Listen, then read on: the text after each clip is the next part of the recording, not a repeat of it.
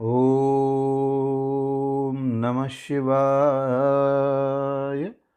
श्री शिव महापुराण रुद्र संहिता पार्वती खंड 38वां अध्याय।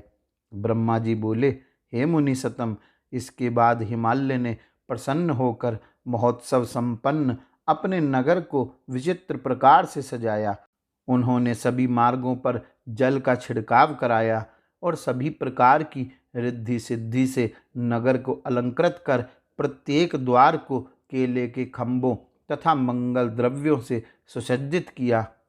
आंगन में केले के खंभे लगवाए, रेशमी धागों में आम का पल्लव बांधकर बंधनवार जिसमें मालती की माला बंधी हुई थी लटकाया गया और उन आंगन को चारों दिशाओं में कल्याणकारी मंगल द्रव्यों से सुशोभित किया गया।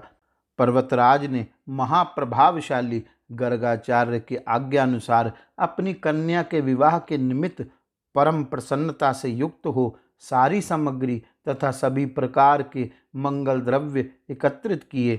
उन्होंने विश्वकर्मा को आदरपूर्वक बुलाकर विस्तृत मंडप तथा मनोहर वेदिका आदि का निर्माण कराया।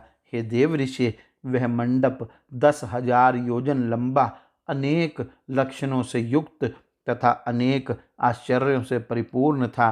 स्थावर चित्र की रचना जंगम के सदृश ही होने से वह मंडप चारों ओर अद्भुत पदार्थों से परिपूर्ण हो गया। स्थावर रचना ने विशेष रूप से जंगम को तथा जंगम रचना ने स्थावर रचना को पराजित कर दिया था। जल की रचना से स्थल भूमि जीत ली गई। बड़े बड़े विशेषज्ञों को भी पता नहीं लगता था कि कहाँ जल और कहाँ स्थल है। कहीं पर कृत्रिम सिंह तथा सारसों की पंक्ति बनी हुई थी तथा कहीं अत्यंत मनोहर कृत्रिम मोर बने हुए थे। कहीं पुरुषों के साथ नाचती हुई स्त्रियों के चित्र बनाए गए थे। वे कृत्रिम स्त्रियां अपनी दृष्टि से देखते हुए पुरुषों को मानो मोह रही थी।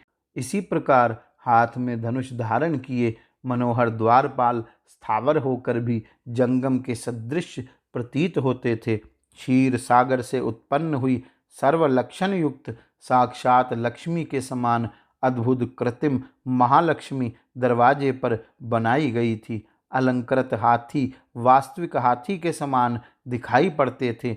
इसी प्रकार घुड़सवारों से समन्वित अश्व तथा गजारोहियों से युक्त गज और आश्चर्यपूर्ण रथी से युक्त रथ समता में किसी प्रकार जीवधारी से कम ना थे। अनेक प्रकार के वाहन तथा पैदल कृत्रिम होते हुए भी अकृत्रिम जैसे प्रतीत होते थे।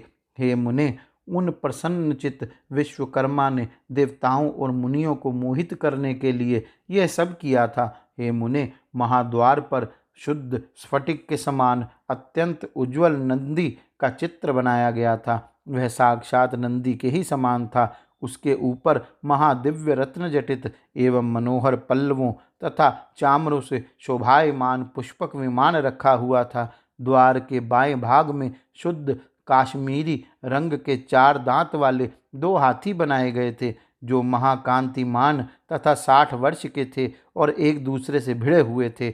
उसी प्रकार सूर्य के समान महाकांतिमान तथा दिव्य 2 घोड़े भी बनाए गए थे, जो च्वरों तथा दिव्य अलंकृतों से सुसज्जित थे। विश्वकर्मा ने श्रेष्ठ रत्नों से विभूषित यथार्थ रूप वाले सभी लोकपालों तथा देवताओं को बनाया था। इसी प्रकार तपोधन भृगु आदि ऋषियों, अन्य उपदेवताओं, सिद्धों तथा अन्य लोगों के भी चित्रों का निर्माण किया गया था। कृत्रिम विष्णु अपने गरुड़ आदि पार्षदों के साथ इस प्रकार के बनाए गए थे कि उनको देखने से महान आश्चर्य प्रतीत हो रहा था। हे नारद, इसी प्रकार अपने पुत्रों, वेदों एवं परिवार के साथ सूक्त पाठ करते हुए मुझ ब्रह्मा के चित्र का भी निर्माण कराया गया था।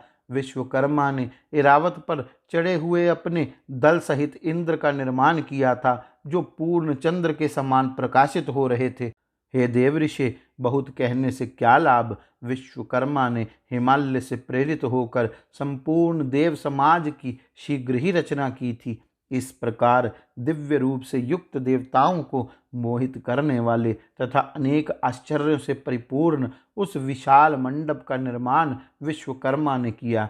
इसके अनंतर महाबुद्धिमान विश्वकर्मा ने हिमालय की आज्ञा पाकर देवताओं आदि के निवास के लिए यत्नपूर्वक उनके लोकों की रचना की। विश्वकर्मा ने देवताओं को सुख देने वाले अत्यधिक प्रभाव वाले परम आश्चर्यकारक तथा दिव्य मंचों का भी निर्माण किया। उन्होंने ब्रह्मा के निवास के लिए क्षण भर में परम दीप्ति से युक्त अद्भुत सत्यलोक की रचना कर डाली। उसी प्रकार उन्होंने विष्णु के लिए वैकुंठ नामक स्थान क्षण मात्र में बनाया, जो अति उज्ज्वल दिव्य तथा नाना प्रकार के आश्चर्य से युक्त था। उन विश्वकर्मा ने संपूर्ण ऐश्वर्य से युक्त अत्यंत अद्भुत दिव्य तथा उत्तम इंद्र भवन का निर्माण किया। इसी प्रकार उन्होंने लोकपालों के लिए सुंदर दिव्य अद्भुत तथा महान ग्रहों की प्रीति पूर्वक रचना की। उन्होंने अन्य देवताओं के लिए क्रमशः विचित्र ग्रहों की रचना की। शिवजी से वर प्राप्त करने के कारण महाबुद्धिमान विश्वकर्मा ने क्षण भर में शिवजी की प्रसन्नता के लिए सारे स्थान का निर्माण किया। उन्होंने शिवलोक में रहने वाले परम उज्ज्वल महान प्रभाव वाले श्रेष्ठ देवताओं से पूजित गिरीश के चिन्हों से युक्त तथा शोभा संपन्न शिव ग्रह का निर्माण किया। उन विश्वकर्मा ने शिवजी की प्रसन्नता के लिए इस प्रकार की विचित्र परम आश्चर्य से युक्त तथा परमोज्ज्वल रचना की थी। इस प्रकार यह सारा लौकिक व्यवहार करके वे हिमालय अत्यंत प्रेम से शिव के आगमन की प्रतीक्षा करने लगे। हे देवऋषि, मैंने हिमालय का आनंददायक वृतांत पूर्ण रूप से कह दिया।